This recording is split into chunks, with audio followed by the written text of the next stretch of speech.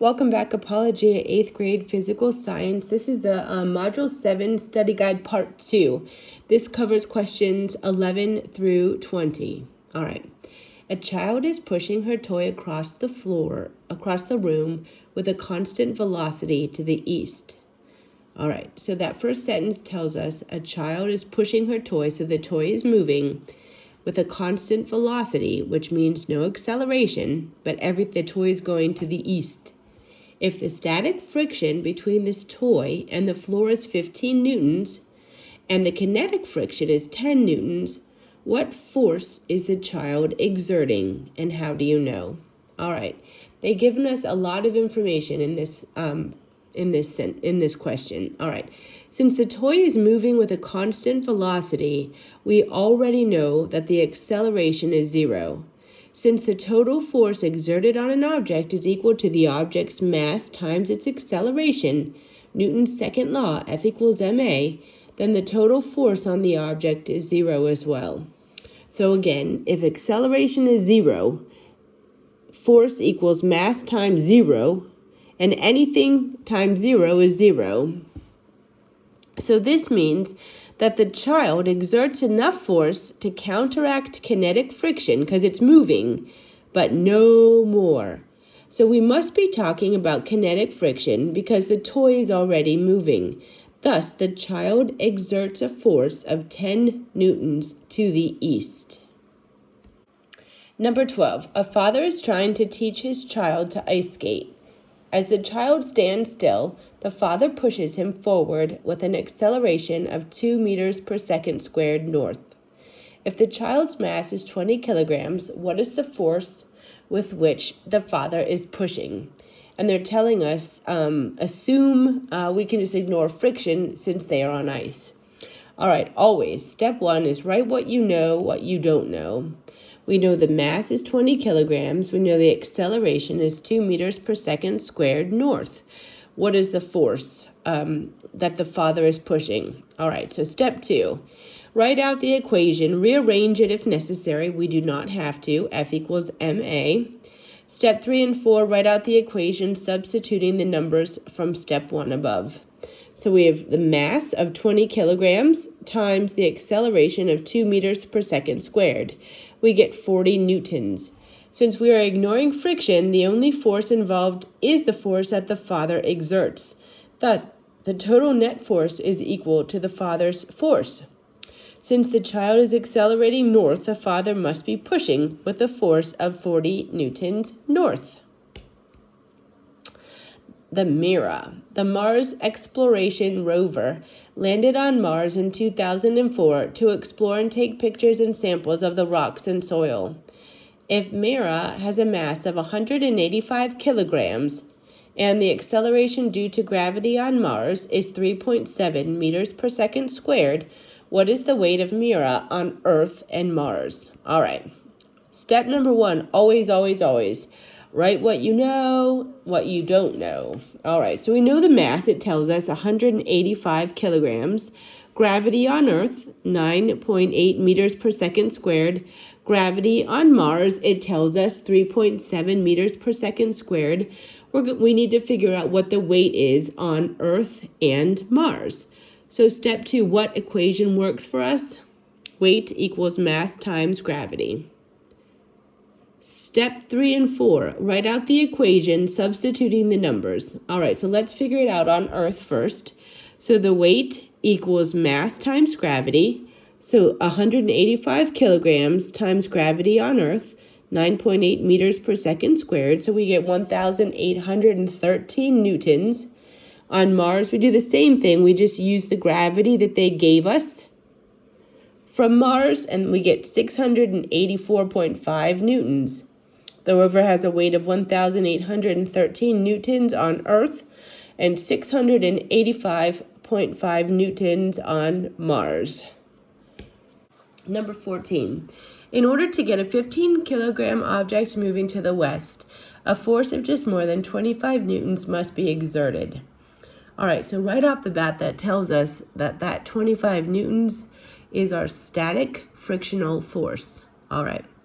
Once it is moving, however, a force of only 20 newtons accelerates the object at 0.1 meters per second squared to the west.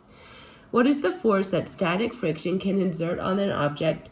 What is the force of kinetic friction? Since it takes more than 25 newtons to get the object moving, the static frictional force is 25 newtons east. Once it is moving, however, it accelerates at 0.1 meters per second squared. This means that you must solve for the net force and then for the kinetic frictional force. All right, so step one, always write what we know. We know the mass is 15 kilograms. We know the acceleration was 0.1 meters per second squared to the west. We're trying to figure out the net force.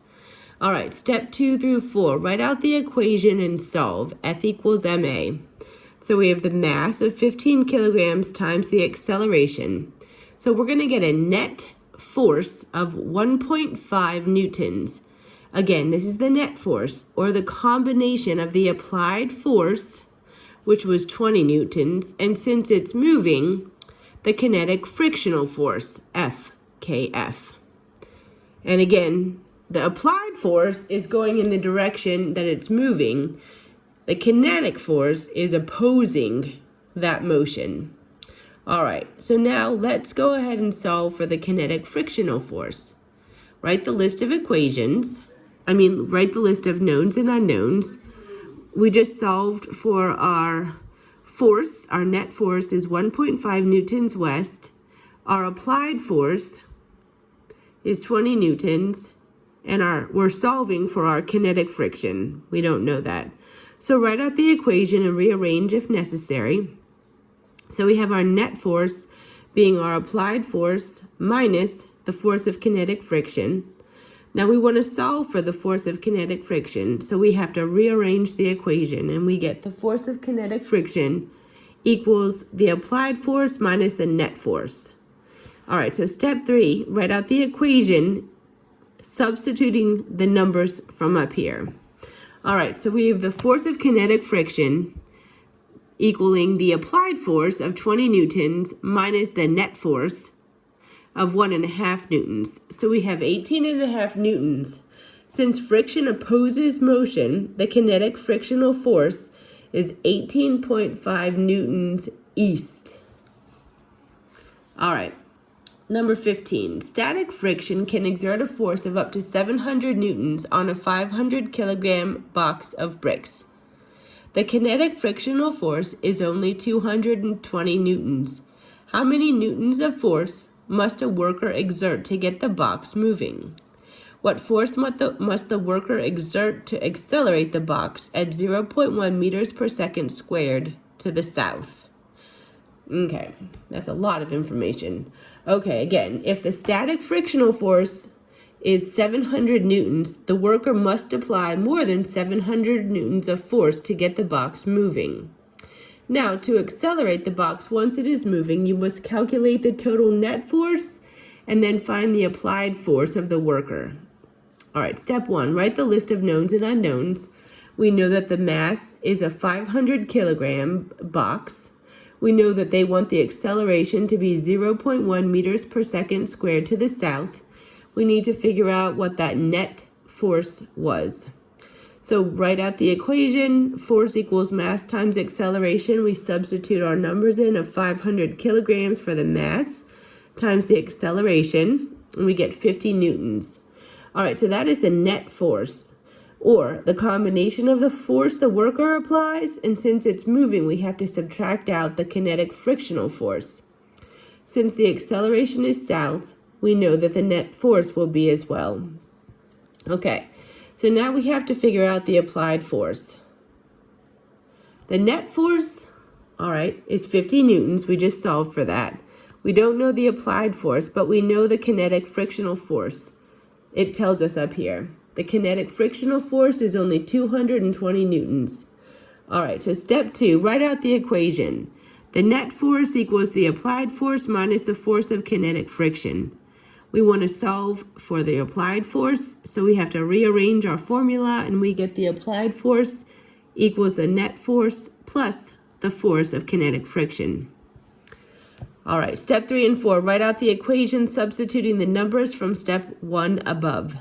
So again, we have the applied force equals the net force plus the force of kinetic friction. The net force being 50 newtons plus the force of kinetic friction being 220 newtons.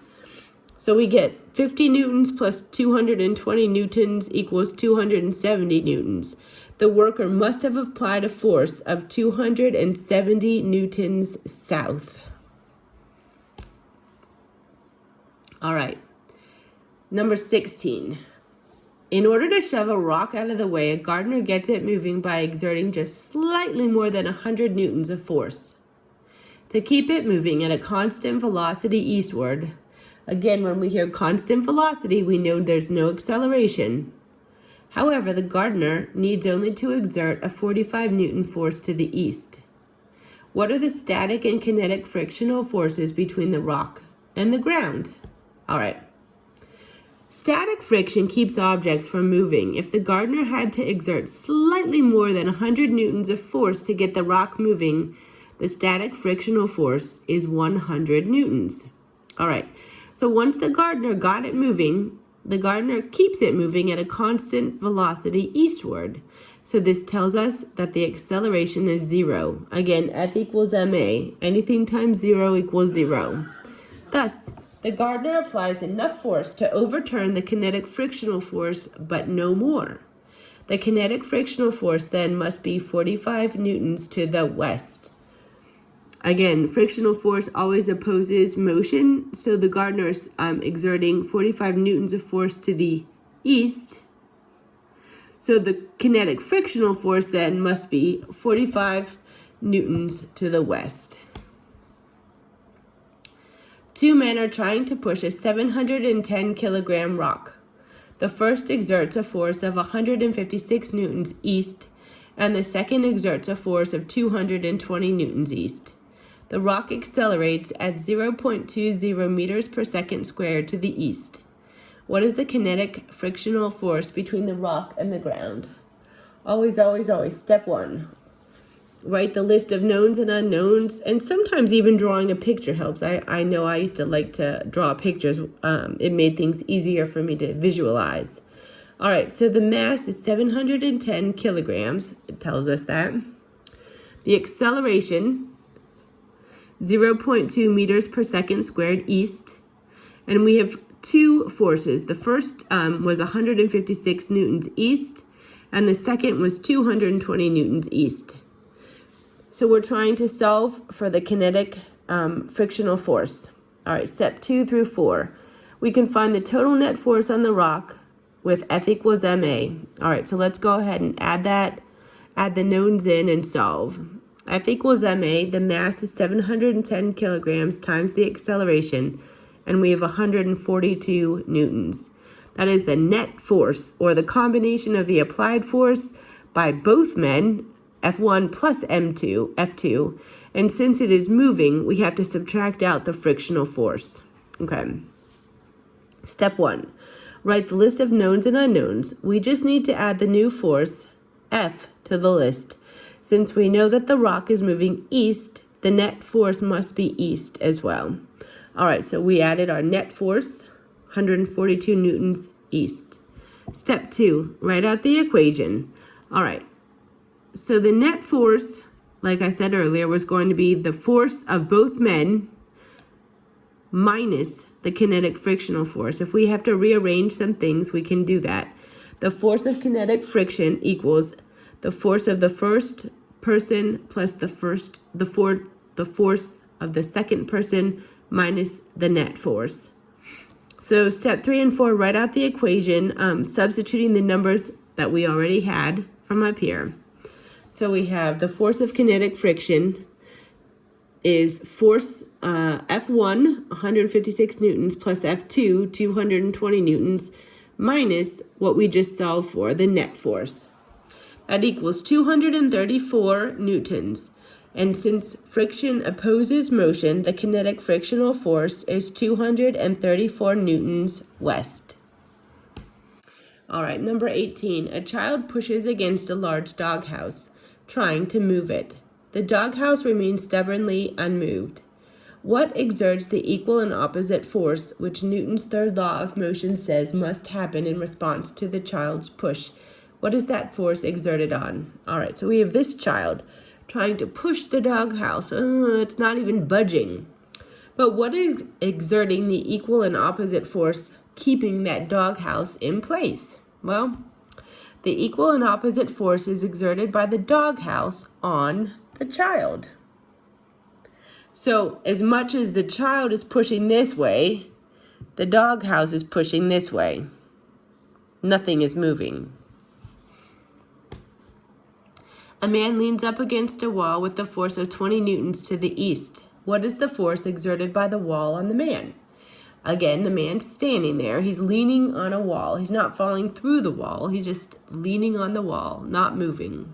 So the wall must be exerting a force of 20 newtons west because it is an equal and opposite of the man's force. The last one. Name the 4 fundamental forces in creation. Which is the weakest? Which is the strongest? All right, so we have the electromagnetic force, the strong force, the weak force, and the gravitational force. The strongest force is the strong force, and believe it or not, the weakest fundamental force in creation is our own gravitational force. All right, I hope this helped with numbers 11 through 20.